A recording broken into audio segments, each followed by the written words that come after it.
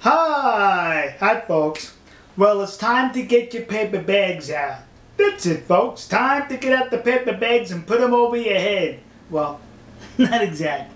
Well, if it's paper bag time, it must be time to discuss that issue again, the comfort woman issue.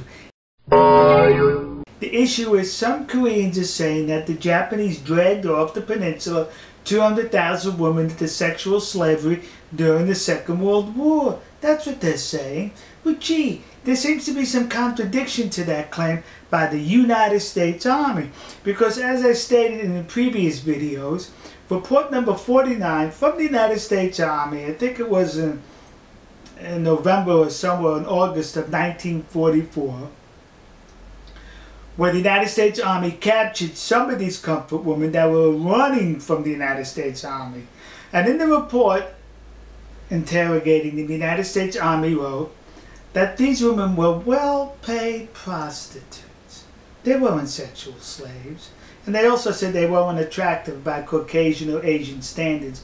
That's the reason for the joke with the paper bag. with the paper bag. And we've come across other reports from the National Archives outside of Washington stating that these women were paid better than the average Japanese soldier and the comfortable lifestyle they lived while working the concubines for the Japanese soldiers. Now recently from the National Archives comes to light another report. This report, report number 78 by the United States Army, April of 1945. And what was happening in April of 1945? I think we call that the Second World War. The United States Army interrogating Koreans that were captured, prisoners of war. Gee, prisoners of war? That means these Koreans were engaged in war against who? Not the Japanese. Me, the United States. That's who. So upon this interrogation, now I gotta tell you about this report. There's a lot of damaging material in here as far towards the Japanese on the treatment of Koreans and other activities. There's damaging material in here. But paragraph 18 now. This is the paragraph that we need to read together. Alright, paragraph 18. All Korean prostitutes that POW have seen in the Pacific were volunteers or have been sold by their parents into prostitution.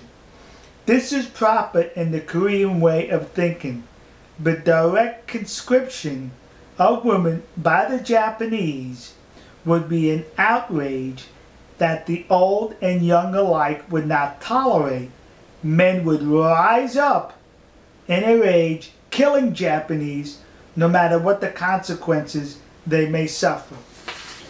So it's saying that they weren't conscripted, meaning they weren't drafted, meaning they weren't dragged off into slavery, meaning they did not go there against their will.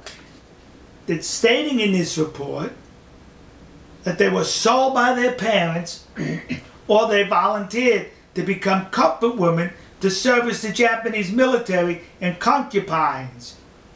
So, what did we gather from this? That somebody's not entirely being truthful somewhere on the Korean Peninsula in reference to this story. Because me, am I going to believe those who are promoting the story that they were dragged off into sexual slavery, 200,000 of them?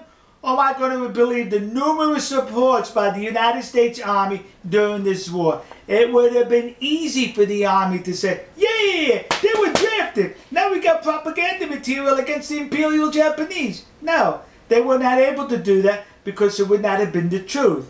These reports, written by various Army interrogators, report the truth as they learn, interrogating Koreans, interrogating the actual prostitutes themselves. The well-paid prostitutes. Like I always said, folks, the truth is like a dead body in the water. Eventually it surfaces. We'll put the paper bags away. We'll see you. God bless you. God bless America. God bless the nation you happen to be. And God bless our good friends and trusted allies and the land of the rising sun, Nihon-koku, Japan. See ya.